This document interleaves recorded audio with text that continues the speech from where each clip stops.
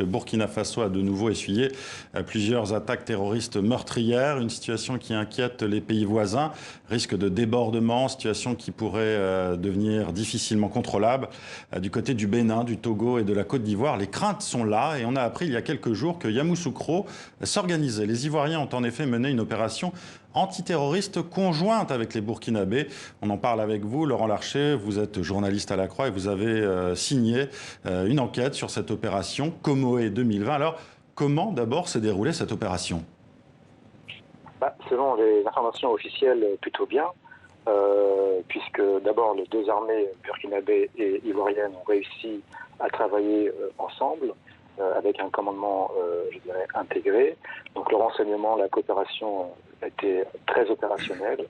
Et surtout, il y a eu des résultats intéressants du point de vue de la lutte contre les groupes armés, puisque visiblement, les Burkinabés ont réussi à démanteler une base arrière d'un groupe djihadiste. Ils en ont neutralisé 8 et arrêté une vingtaine. Ce rapprochement entre la Côte d'Ivoire et le Burkina Faso dans la lutte antiterroriste, est-ce que c'est surprenant selon vous? Est-ce qu'il y a une inquiétude réelle du côté de la Côte d'Ivoire d'une contagion terroriste sur son territoire?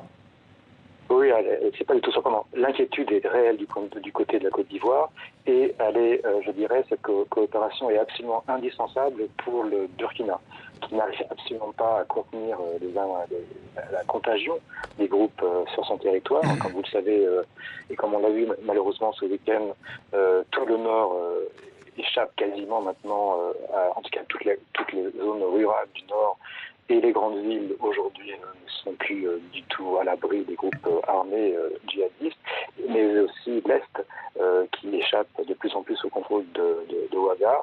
Et vous avez aujourd'hui le front sud-est et sud-ouest qui s'installe.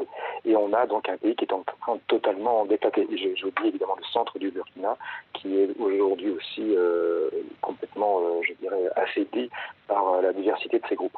Donc le Burkina est totalement incapable aujourd'hui de lutter contre ces groupes et a besoin absolument du soutien de ses voisins, à commencer par la Côte d'Ivoire qui représente dans la sous-région l'une des puissances, enfin, la puissance la plus importante, la plus organisée, une armée qui a une tradition, un armement, un entraînement et qui serait capable, en tout cas qui a un atout indispensable pour contenir cette diffusion qui, d'année en année, se poursuit dans tout le Sahel et aujourd'hui dans le Côte d'Ivoire. Et justement, ça amène à cette question, pourquoi la Côte d'Ivoire ne fait pas partie du G5 Sahel? Eh bien, c'est une très bonne question à laquelle, évidemment, personne ne veut vous répondre officiellement. Enfin, en tout cas, vous donnera la raison officielle. Le G5 est composé, comme vous le savez, de la Mauritanie, du Niger, du Mali, du Tchad et du Burkina. Et ces pays ont été réunis, on ne le dit pas ainsi, mais enfin, en tout cas à la demande de la France.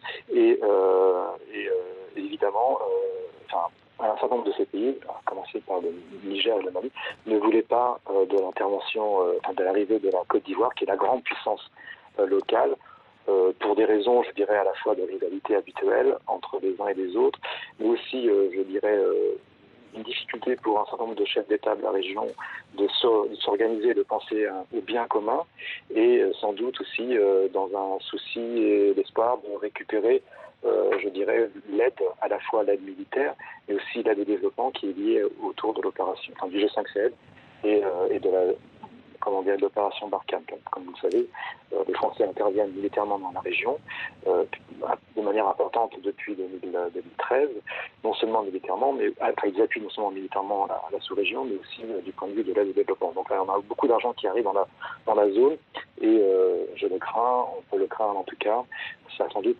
participé à la mise de côté de la Côte d'Ivoire dans le dispositif premier.